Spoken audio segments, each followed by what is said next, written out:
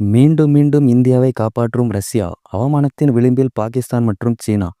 வரலாற்றின் பல பக்கங்களை நாம் எடுத்துக்கொண்டால், எதிரி நாடுகளிடமிருந்து எப்பொழுது எல்லாம் அச்சுறுத்தல் ஏற்படுகிறதோ, அப்போதெல்லாம் முதல் ஆளாக ஓடி வந்து இந்தியாவிற்கு உதவுவதுதான் நமது நட்பு நாடான ரஷ்யா. அந்த ரஷ்யாவால் தான் இன்று மீண்டும் ஒருமுறை இந்தியா பாதுகாக்கப்பட்டுள்ளது. நேற்று இரவு பாகிஸ்தானிலிருந்து இந்தியாவின் 3 மாநிலங்களை தாக்குவதற்காக 15 ட்ரோன்கள் ஏவப்பட்டுள்ளன. இந்த ட்ரோன்கள் இந்தியாவில் விழுந்திருந்தால் மிகப்பெரிய சேதம் ஏற்பட்டிருக்கும். ஆனால் அப்படி அந்த ட்ரோன்கள் இந்தியாவின் மீது விழவில்லை. ஏன் விழவில்லை என்றால், இந்தியாவில் பொருத்தப்பட்டிருக்கும் ஏர் டிஃபென்ஸ் சிஸ்டம் தான் காரணமாகும். எந்த ஒரு நாடாக இருந்தாலும் எதிரி நாடுகளின் ஏவுகணை மற்றும் ட்ரோன்களிடம் இருந்து தம்முடைய நாட்டை பாதுகாப்பதற்காக வைத்திருப்பதே இத்தகைய ஏர் டிஃபென்ஸ் சிஸ்டம். அந்த வகையில் இந்தியாவானது ரஷ்யாவிடமிருந்து S-400 ரக ஏர் டிஃபென்ஸ் சிஸ்டமை வாங்கி வைத்துள்ளது. இந்த ஏர் டிஃபென்ஸ் சிஸ்டம் தான் நமது நாட்டை நேற்று பாகிஸ்தானின் ட்ரோன் தாக்குதலிலிருந்து காப்பாற்றியுள்ளது. பாகிஸ்தான் ஏவிய ட்ரோன்களை நடுவானிலேயே இடைமறித்து அதனை வெற்றிகரமாக அழித்து இந்திய மக்களை காப்பாற்றியுள்ளது.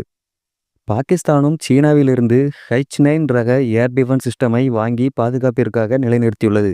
இத்தகைய சூழலில் இன்று அதிகாலை பாகிஸ்தானின் ட்ரோன் தாக்குதலுக்கு பதிலடி கொடுக்கும் விதமாக இந்தியாவிலிருந்து பாகிஸ்தானின் முக்கிய நகரங்களான லாகூர், கராச்சி மற்றும் ராவல்பிண்டி போன்ற நகரங்களில் உள்ள பாகிஸ்தானின் இராணுவ தளவாடங்களை குறிவைத்து இந்தியா தாக்குதலை நடத்தியது.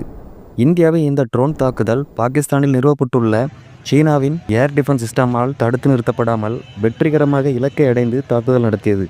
இது சீனாவின் ஏர் டிஃபென்ஸ் சிஸ்டம் செயலிழந்துள்ளதையே காட்டுகிறது. மேலும் சொல்லப்போனால், லாகூரில் உள்ள சீனாவின் H-9 ஏர் டிஃபென்ஸ் சிஸ்டம் இந்தியாவின் ட்ரோன் தாக்குதலால் உருத்தெரியாமல் அளிக்கப்பட்டுள்ளது. இது பாகிஸ்தானை கடுமையான அதிர்ச்சிக்குள்ளாக்கியுள்ளது.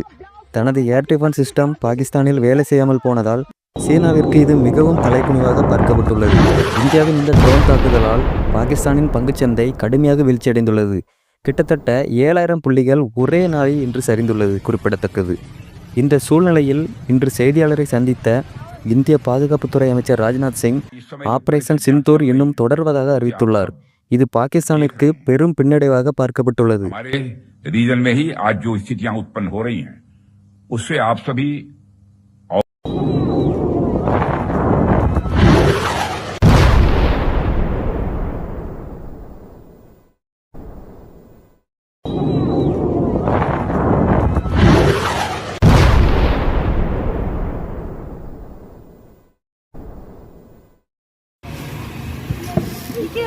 मम्मी ये क्या हो रहा है?